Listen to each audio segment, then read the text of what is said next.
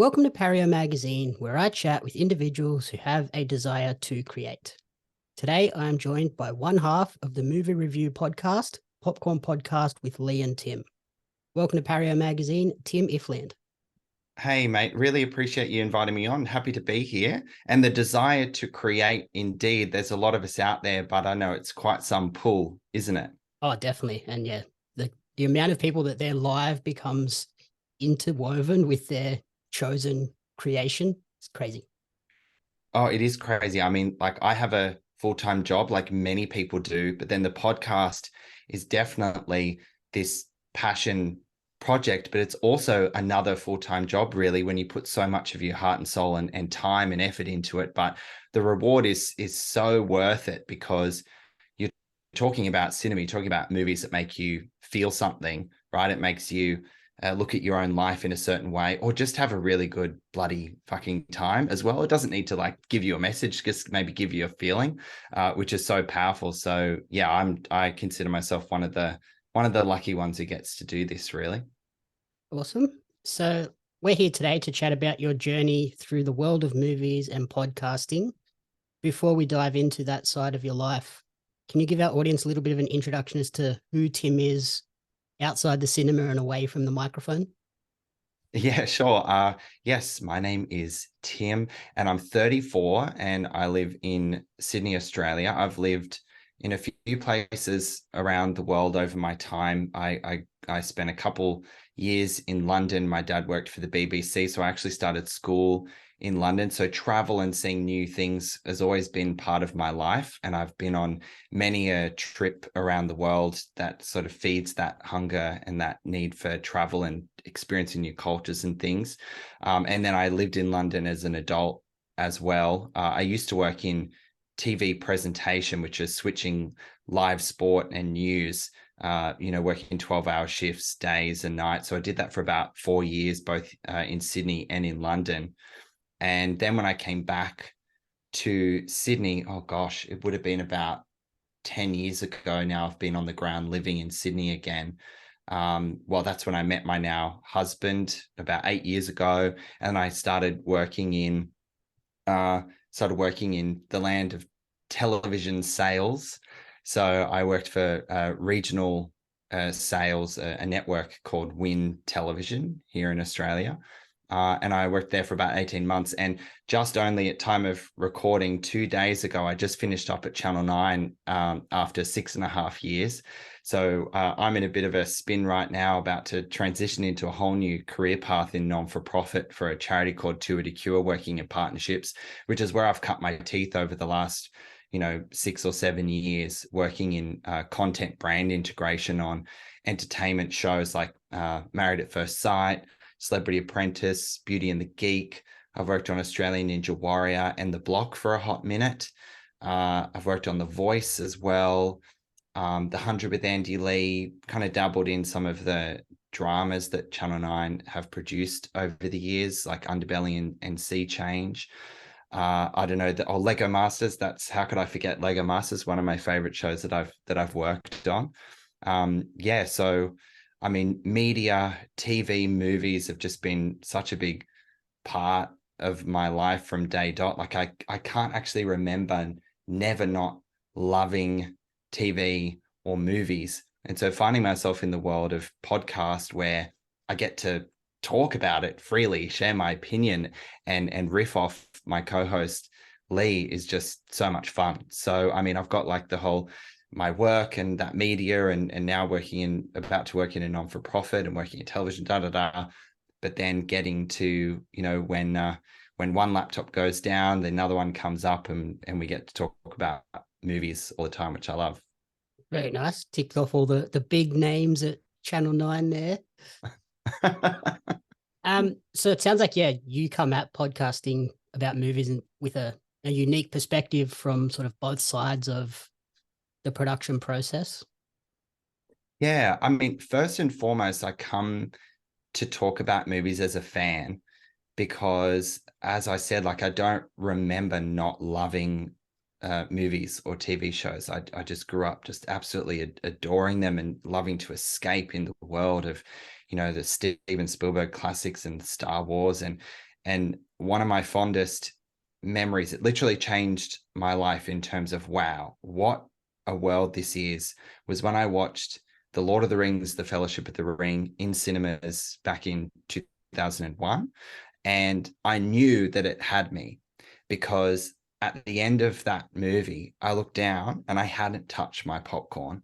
And I love my popcorn, and I had not eaten a single kernel, because that movie just sucked me into that absolute wonderful fantasy world. And then from there, I haven't been able to pick my jaw up off the floor, to be honest. I mean, there was always that love of movies in the 90s when I was growing up. But The Lord of the Rings made me want to know, how the hell did they make this?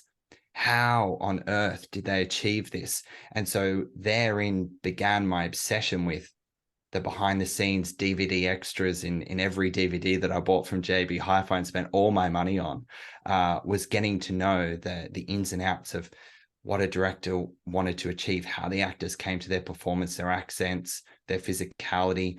So yeah, The Lord of the Rings really kicked it off for me to the stratosphere, to a whole new level that I hadn't really experienced before. Okay. So it sounds like you have the same favorite all-time movie as Leigh in Lord of the Rings. I mean, yeah, that's why we get along so well. And I feel like that might have been a prerequisite as to why she knocked on my door to ask to be a part of the podcast journey with her almost 4 years ago now. And yeah, in terms of that, going on this journey with Leigh and Popcorn Podcast, she mentioned to me when I spoke to her previously that you were the first person that came to mind. How did you sort of react when she came to you with this idea for Popcorn Podcast? Well, I mean, I might start a little earlier, because it's like, how did Leigh and I come to be, right? My first ever job was flipping burgers at McDonald's when I was, oh gosh, how old was I? Very young, 16, 15, something like that. And Leigh was my manager at McDonald's. And so the connection we had instantly was our love of movies. And then obviously that led into The Lord of the Rings being released, a couple of years after we had started to get to know each other. And so we had just stayed connected for many, many years, just talking about movies.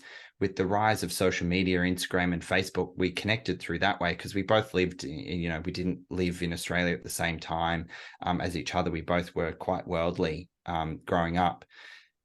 And my reaction when she asked me, I didn't hesitate. It was a big yes, because we had this really strong foundation of friendship about this love of movies. And I was like, I couldn't think of anyone else that I'd want to sit and talk about movies for in the form of podcasts than Leigh. So I felt really chuffed. I felt really honored, but boy, I felt excited, because I thought, oh, okay, because I chew people's ears off, kind of like I am right now, about movies anyway. So why not put me on record, put a microphone in front of me, and have a friend that we can, have a discussion over, and, uncover things about movies that we may never have thought about before. Awesome. I'm just gonna. Oh, there we go. So you had the media background. How have you now sort of found that transition into the critic role? And is it hard to now sit down and watch a movie without the critic hat on? That's such a good question. I don't know. I always make sure that I go into a movie excited to watch it, but I have a job to do now. You could ask Leigh that at the beginning of doing the podcast, I never wrote notes. I just sat in there, watched the movie, and hopefully I remembered things that I wanted to say. And I think the difference between you just casually talking to your friends after a movie in, 5 or 10 minutes, the conversation on a podcast should be natural and free flowing, but I've learned over the years to go in quite prepared, do that research, because you owe it to your audience. So I always make sure that I take notes down. What I do is I maybe write down a quote or a line that stood out to me that might, unearth a feeling or a thought, and it may be an important thing that character has said that surfaces later on in the movie, but it's just shorthand stuff. Maybe it could be a feeling. I'm very, when will this end is stuff that I write down. That was a cool action sequence. It's just shorthand stuff just to jog my memory in order to talk quite detailed and but then also freely with Leigh when we discussed the movie together on the pod. Would you say that has been the hardest part of this process of getting into the world of podcasting, or is there another side that you found more difficult? No, I think also it's backing your opinion, because the experiences people have in movies, which we've grown to know about each other, like Leigh and I often don't agree on a film. She might love it, I might hate it, and vice versa. But therein lies a great discussion, and also trying to understand why each of us loved or hated it more than the other. And so I think it's about backing your opinion and being like, no, I felt something about this movie. So and own that, because no doubt there'll be someone else that's listening in that will share that same opinion, and it just creates a really interesting conversation. So I think one of the hardest things was actually, no, if I don't like the movie, just own it. That's okay. If Leigh likes it, that's also fine. But I wouldn't berate her to be like, how could you like this? This movie was absolute shit. But it's a matter of like listening to each other and understanding what we did or didn't like about the movie and create a conversation about that. And also trying to be fair at the same time, because there are things in a film that don't work, but no one goes into making a movie on day one and the director's like, all right, gang, we're here to make a really shit movie that doesn't make sense. We've got a terrible script. We know that the lead actor can't really hit the notes or the mark. Here we are. Let's go. Let's get through the next 3 months. People put a lot of time and effort into making movies. And so it's really important as a critic to, pick apart the things that don't work in a constructive way, but also celebrate the layers of filmmaking that are a triumph. You might have a script that is awful and doesn't make sense, but the production design, the costume design, and the cinematography might be something to talk about and something to really hero. So it's a matter of finding that balance, I think, has been an ongoing challenge to find the right balance there. Yeah, I thought a fun conversation that you and Leigh had recently was the My Policeman discussion, where she clearly did not enjoy that movie at all, and you came Yeah. in loving it, but she sort of made you question yourself a little bit, but you still stood your ground. Yeah, no, that's a good one to pull out, because I think in hindsight, she did make me think about that particular movie, My Postman, in a new way. But it wasn't until we started to have that discussion that I thought about the things that didn't quite add up. I still think it's a really nice, well-made movie, and I enjoyed it. But yeah, there were some moments there where I thought, oh, am I going to change my opinion here? No, it's just a matter of like listening, taking it in and appreciating that. But yeah, you are right. In the end, I was like, no, I did like this movie, so I'm going to rate it as such.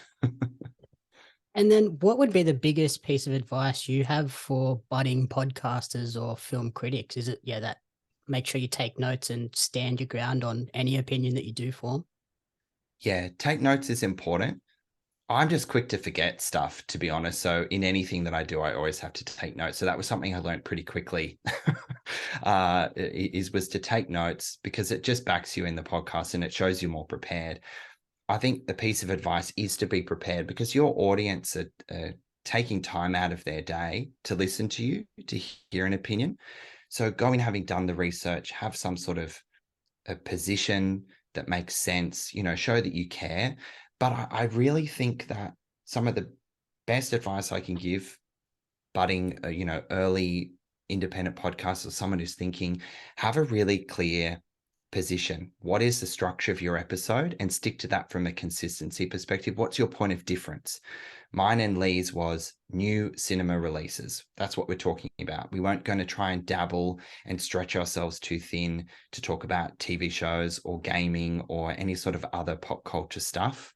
It was new release cinemas, and then talking about any new trailers and any new movie news that's come out. Oh, Spielberg's now directing Bradley Cooper in the Bullet remake, or there's a new trailer that's dropped. Let's talk about that. How cool is that? So it's just finding your niche, your angle, and sticking with it and being consistent. And also, just to recap, yeah, being prepared, but also loving what you do.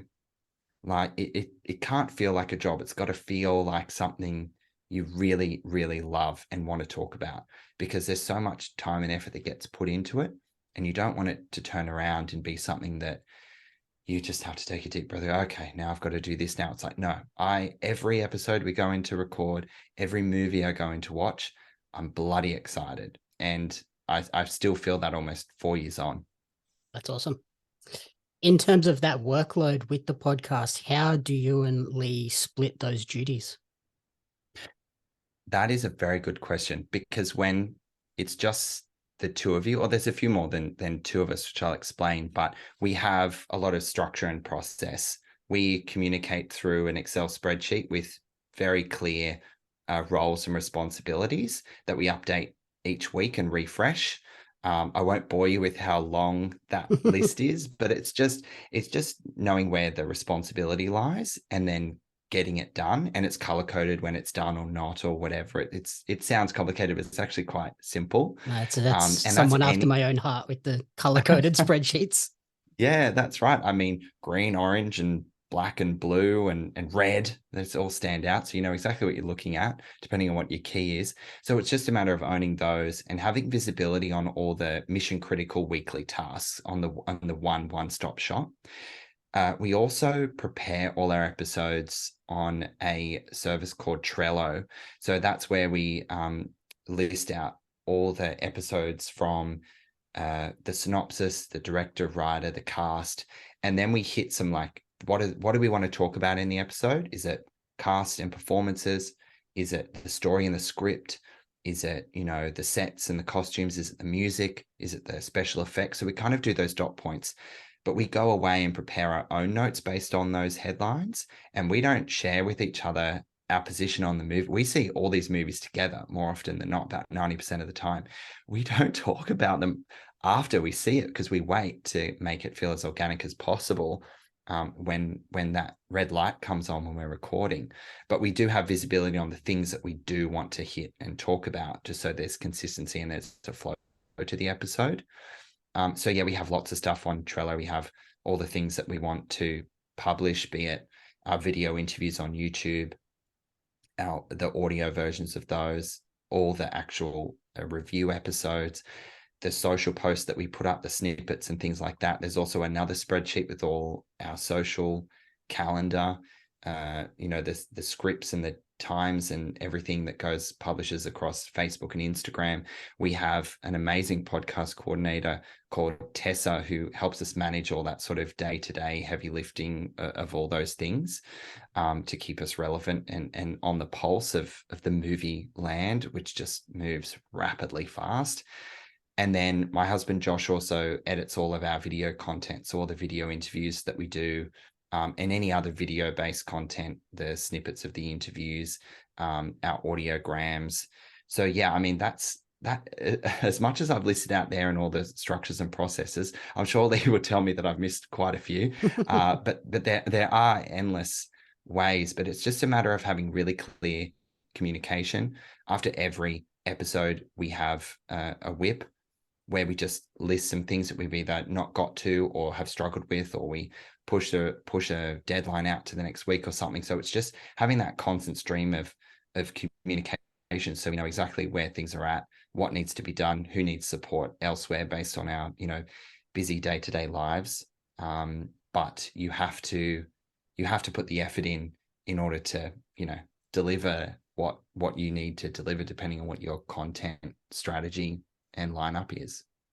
And how has it felt sort of with watching the growth of the podcast, like beginning as purely audio only and now expanding out into that YouTube space as well? It feels pretty good, because we're just doing more of what we love, and it's such a privilege to be seen and heard as a reputable, independent publisher, to talking about films and talking about that content and being a part of the conversation with people who also love movies. And so we've built strong relationships with publishers, with publicity, across Universal and Warner Brothers and Disney and Searchlight, and Mad Men, and the list goes on. And that's great, because then they trust us and give us access to directors and actors for upcoming films. And it certainly is a pinch me moment every time we find out we've got access to this director or this actor or this actress. And the responsibility that I know both Leigh and I feel to ask the best questions, us have some fun, and offer a unique point of view to our listeners, or those that watch our content online. So yeah, it feels pretty good to see how much the podcast has grown and the different mediums we now engage with. Yeah, and I can't believe that it's that I'm part of it, to be honest, but it's pretty cool. Is making Popcorn Podcast a full-time gig the ultimate dream, or do you want to continue to balance it with those charity work as well? Yeah, well, I mean, yeah, the non-for-profit stuff is about to become my full-time job. And obviously we need to put food on the table, whatever that cliche is, keep the lights on. I mean, fuck yeah. How cool would it be that the podcast would be what brings in the bread and butter? Like, that'd be amazing. I know Leigh and I have both strived and worked really hard for that, and have that as a pipe dream. But I think for now, in terms of like very much exploring those avenues, for now it's just a matter of business as usual, making sure we find the right balance between life, living, work, and the podcast. But you never know what's around the corner. But we're not going anywhere, that's for sure. Brilliant. And a couple of fun questions since we're in the run up to award season. What have been your favorite movies from the last year? I know. Look, I tell you what, I haven't had an experience in a cinema quite like Top Gun Maverick. Oh And yeah, I'm going, right, like so good. I was actually like emotional in an action scene, because it just took me into another universe. It was just fucking amazing. And I would love to see that film be nominated for Best Picture, 100%, because it just broke box office records. It brought people back into the cinema like no other film has this year. And it's just bloody good, fun, exciting cinema. Yes, sprinkles of 80s cringe and cheese on there. But I mean, that's what we were there We were to expect expecting from a that. sequel. Yeah, from a sequel to Top Gun, which was a classic 80s movie. So I really want to see Top Gun be acknowledged for what it contributed to cinema this year. It's going to clean up in all the technical awards unless Avatar: Way of Water absolutely pulls the rug out from under them. But we're yet to see anything there. I saw a bloody good movie recently, and our review's up now. The Menu. I just think it was one of the most delicious, wickedly dark satires I've seen in many, many years. And I would love to see at least a screenplay Academy Award for that film. But I've seen, I can't talk about it yet because it's under embargo, but I have seen Cate Blanchett in Tar. So I think that's going to do quite well in the awards circuit. I'm dying to see The Whale and Brendan Fraser's work in that Darren Aronofsky film. I'm just trying to think what else. I know there's lots of buzz on The Fabelman, Steven Spielberg's semi-autobiographical film that at time of recording I'm seeing in a couple of days, which I'm very looking forward to. And you know what? There's some really great supporting performances in cinema, some that you wouldn't think. Angela Bassett in Black Panther: Wakanda Forever is just phenomenal. Although I didn't love the film, I think she is an utter powerhouse in that movie. But then there's also Samantha Morton in the film She Said. She's in it for but a few minutes, but I've never seen an actress just like come and go from a movie and just floor me like she did.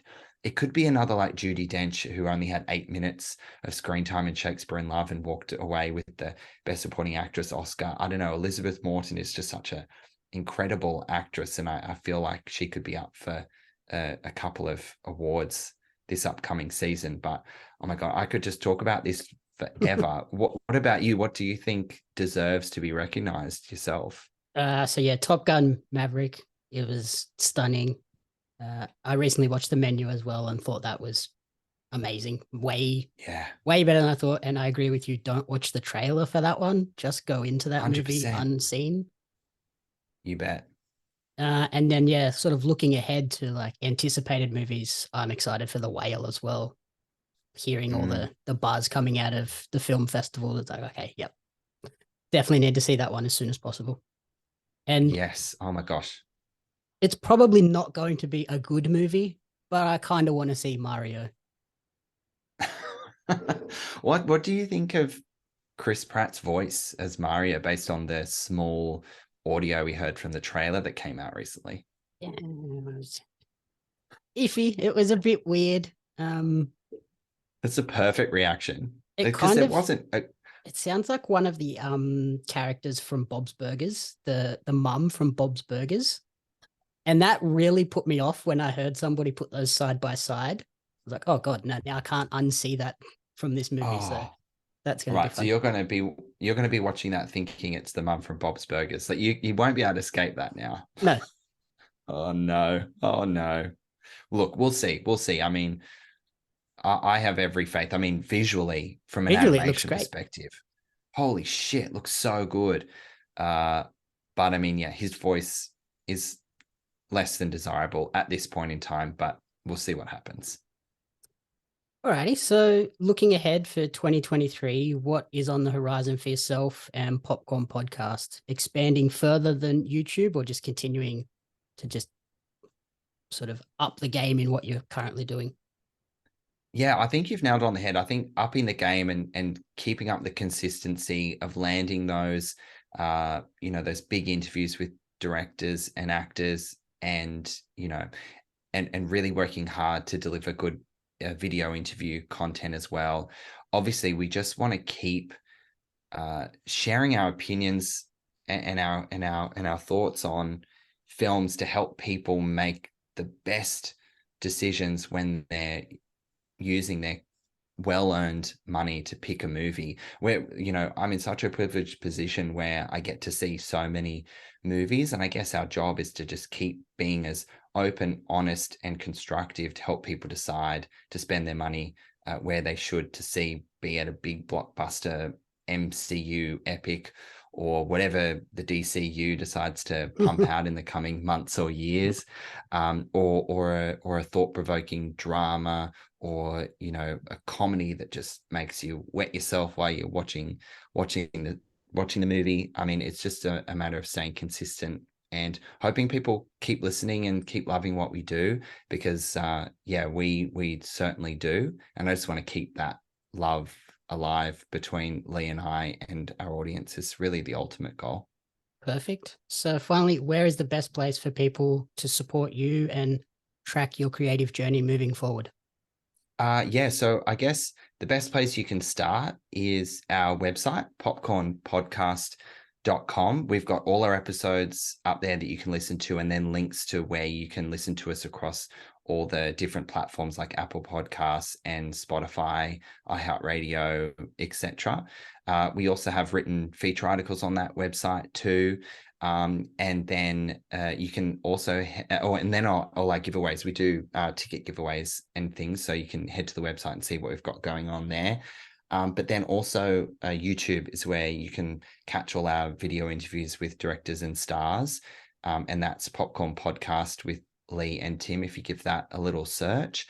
But you can also find us on Facebook, Instagram, and TikTok. We're on TikTok because we're cool and hip and down with the kids.